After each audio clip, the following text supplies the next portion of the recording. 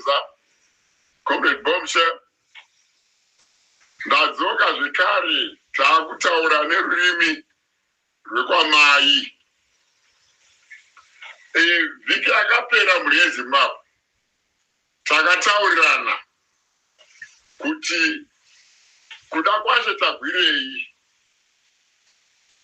akaba makambani emauto. Munoziva kuti mauto vanhu vanoremekedzwa munyika ipi neipi. Saka zvaitishamisa kuti Tagwirei akaba zvinhu zvemauto, mauto achiramba akanyarara sei? Right. Makambani acho ndakakutaurirai kuti kune inonzi GDI nana Sandawana. Right. Takazoona kuti mune huori kana kuti mune huori hwakawandisa huri kuitika mukati mevanotungamirira ministry yedefense kana kuti ministry yatinoti yemauto nevamwe vakuru vari mumauto. Saka tichakutaurirai mamiriro akaita huori hwacho. Right. Muori wokutanga anonzi Opa Muchinguri Kashiri, anova ndiye Minister of Defense. Opa Muchinguri Kashiri munhu anozikanwa nokupanduka ibvini kwaanobva kuManicaland uko. Unongonzwa rongova bopoto rega rega. Haurirani nemaprogressive forces eikoko, haurirani namacomrades echikadzi ari ikoko. Izvi auya nazvo kuti kumhuri yese yeZimbabwe kushuruka kwamuri kuita zvimwe zvacho zviri kukozwa naOpa Muchinguri ari papayroll. Kana ndiri papayroll ari kupiwa mari mwedzi wega wega nezvigananda inoita $35,000 pamwedzi woga woga. Ndiopa Muchinguri uyu. Permanent secretary wake anonzi Aaron Nepera ari kupiwa $30,000 mwedzi wega wega nezvigananda. Vanhu vakatokepiwa nezvigananda. Pane mameja general maviri handiti zvangu kuvataura mazita avo, vanhu vakasasiyana neunhu hwavo ndichavataura. Ndotonya kuti vangaurawa nemasoja. Mameja general maviri aya ari kupiwa $25,000 every month. Uyu andakutaura uyu ndiye mutengesi mukuru, komanda wepresidential guard anonzi Brigadier General Munda. Ari kupiwa kuti $25,000 every month. Munda uyu akavakirwa imba kana kuti akatsvakirwa imba kubhindura nezvigananda, akatengerwa mota inonzi Prado Land Cruiser new one. Mafarm implements ari kumapiwa papurazi raakatorera makamba apo. Munoti vakawanda munopaziva. Handiye iye ega ari kuwana mabenefits, including mameja general andataurayo maviri ayo ari kuitirwawo the same. Right. Apart from mari yavari kupiwa, vari kupiwa zvimwe zvinhu zvakasiyana siyana zvinofanira nemafarm implements nedzimota nezvakadaro. Kuda atinoti Colonel Mangezi. Colonel Mangezi anga ari deputy commander presidential guard vanhu vaita makwikwi namhonda ekutsvaga dzvene kuna Emerson kusvikira vaitirana majerasi. Saka Mangizi wacho izvezvi haasipo. Understand hameno kwaakakandwa ku3 brigade uku ndokwaanenge avakushandira ikoko. But ari kupiwa 10,000 US dollars every month nezvigananda. Tose tinoziva haizi secret macomrades. Kushupika kuri kuita mauto edu. Mauto edu ari kupiwa $200. Mauto edu ari kudyiswa chikafu chisingaenderani nechikafu chinofanira kupiwa mauto. Asi zvigananda zvichaja mari ye-first grade meat at $15 a kg, but mauto ari kupiwa nyama yepasi-pasi, grade yepasi-pasi. Asi inonetsa ndechekuti zvecho mauto enyu ari kukusarutai achiti mashefu edu. Imi muchitengesa mauto kuzvigananda here, kumatsotsi here, right? Zvine musoro here nyembe dzemunhu anonzi Major General kana General wakati senior army officer, inyembe dzinochisa, red ribbon inyembe dzinochisa, popo dzinokurespectai chaizvo. But moona kuti izvo muri kusacrifice mhuri yeZimbabwe ichishupika, right? Muchishandira zvigananda. Zvigananda zviri kuluta billions. Imi muri kupiwa tuma 35,000, tuma 30,000, tuma 25,000 to facilitate zvigananda kuti zvive mabillionaire. Zvive musoro here izvozvo, right? Kusiya mauto enyu achigara hana mainforms, hana vakawanda vari kuloja kumarokesheni uku, havana dzimba pekugara. Asi imwimwi muri kuita mafront runners ezvigananda. Zvine musoro here izvozvo. Inoona kunge kuri the great betrayal of both the armed struggle nemhuri yeZimbabwe. Matengesa mhuri yeZimbabwe zvinofanira kugadziriswa. And tinokumbira kune vakuru vemauto kuti nyaya yakadai, please, inoda agenda attention, ngaigadziriswe. Ngaigadziriswe. Hatingasiyi vanhu vashomanana vachiisa unhu hwemauto into this repeat like this. Zvinofanira kuti zvigadziriswe izvozvo. Hazvigoni kuti mauto edu, mageneral edu vave varanda vezvigananda. So ndinokumbira kana kukumbirisa chaizvo kuti i-situation inoda urgent attention, right? Tiri kuzvigananda ikoku tiri kuona pane nyaya yeland reform. Vanhu ava naemhuri yeZimbabwe tiri kungosiya vachimboita madiro takatarisa.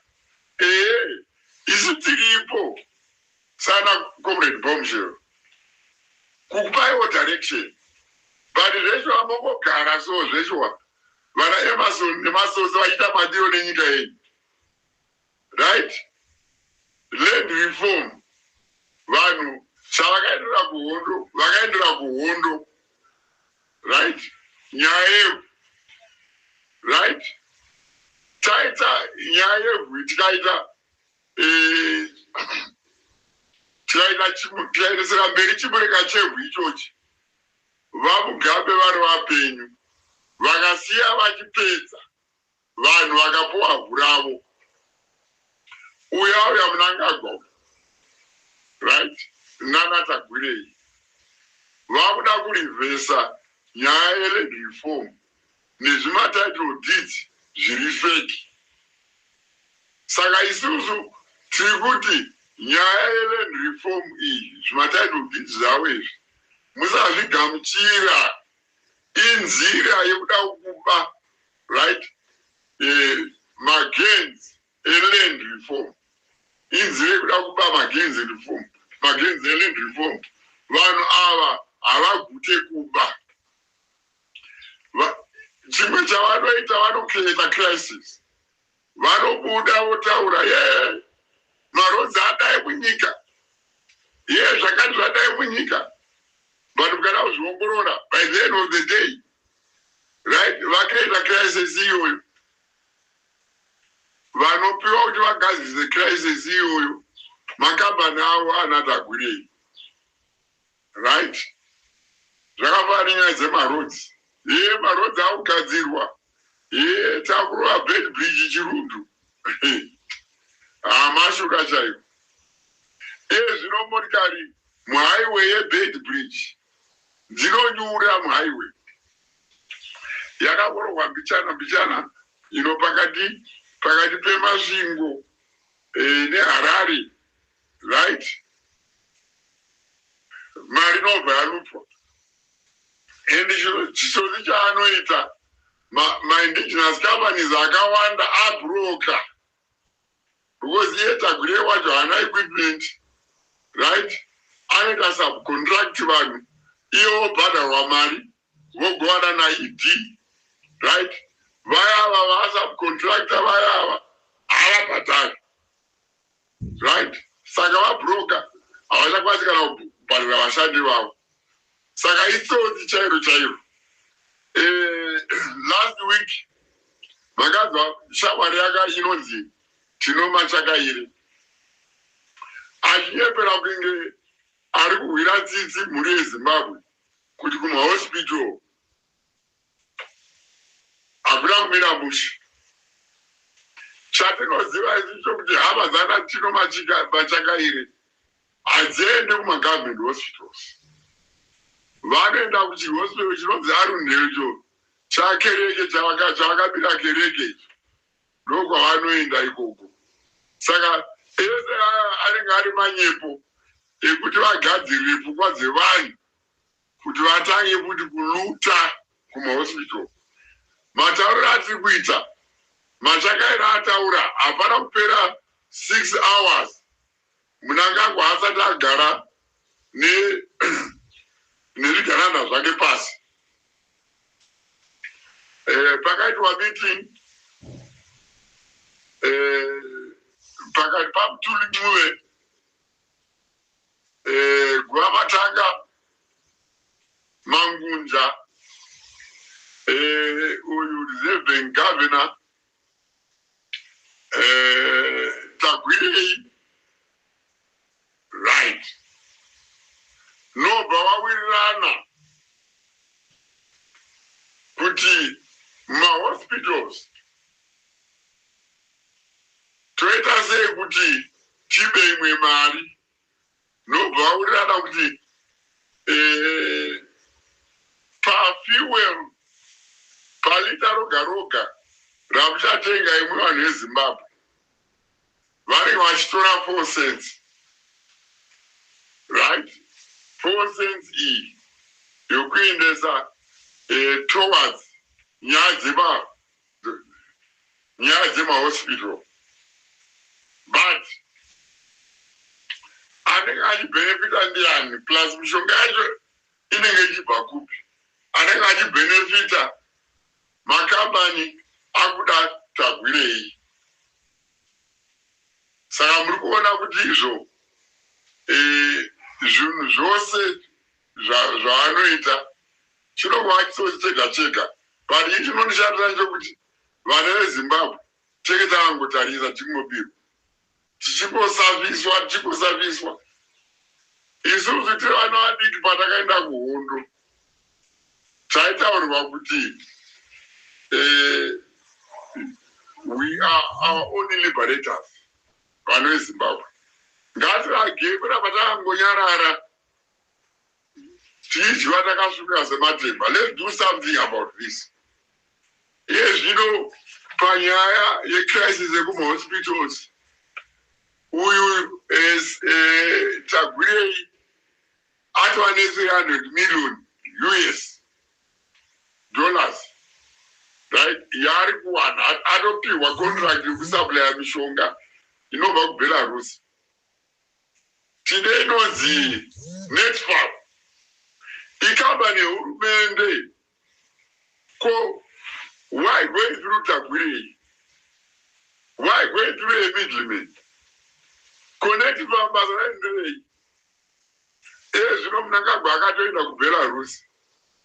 Kunaona kuti dhiri racho iroro ratooilo ingaita nyika iyoyo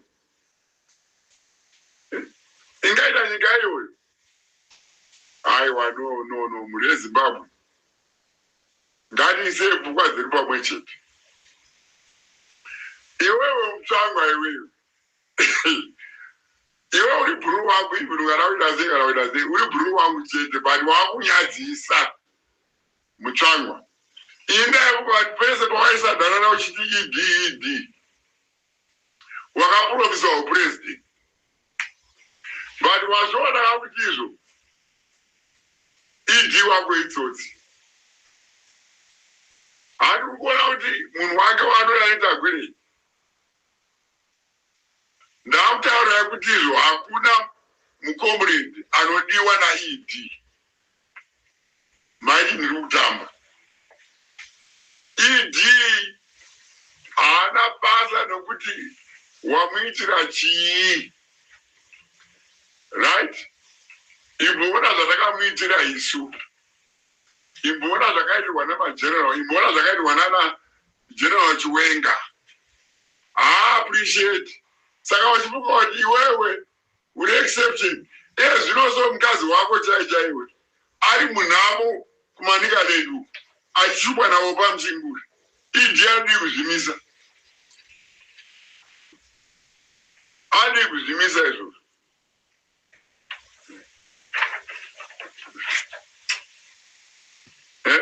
adi kuzvimisa ndoda kuti izvo iwe unyazokudzikisa pfungwa dzangu chirungu unozigoda shamwari yangu ndinozva kuti wakafunda shamwari yangu asi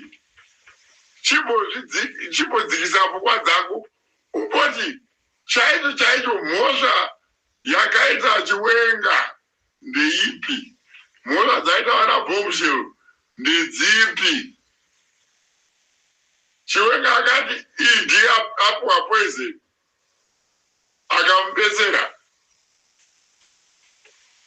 Mugaba ati aiwa Chiwenga ndoda kuti ndisiyire iwe munhu Chiwenga akati aiwa akanotora ed South Africa kwaanga atiza achienda but nhasi ed uya haadi kuona Chiwenga nhasi ed uya akutuma vanhu vane ma-AK kuti pamunenge maona Bombshell pfurai iwewe comrade iwewe uchizvitsigira izvozvo uchizvitsigira ene pakabuda pachinzi wazodzi ndiwo wakusirwa naid taiti ndo zvauri hapana chauri kupira shamwari yangu siyana nazvo izvi siyana nazvo shamwari protect shamwari yangu Monica is being exposed to the powers of hazard ari kutukwa nevanhu mabhuru aid ngatimeta iwo roramba vakanyarara right ezvo vana opa vari kupa Monica hard time kumanika lane vanhu vose vakapira naMonica vana runyararo kumanika lane vari kushupa right ed is doing nothing about it but oramba chipoti ed uri comrade rudzisha vanhu unorinyadzisa wena usadaro right muri yeZimbabwe ngatirambe hedu tiri patient ndokukati maona zvimwe zvimingambinyi zvatakati chisakana nazvo muhondo dzedu inonzi revolution murevolution mune vanhu vanotengesa murevolution moda kushinga muri eZimbabwe ngatishindei tavakusvika ndinotenda muri eZimbabwe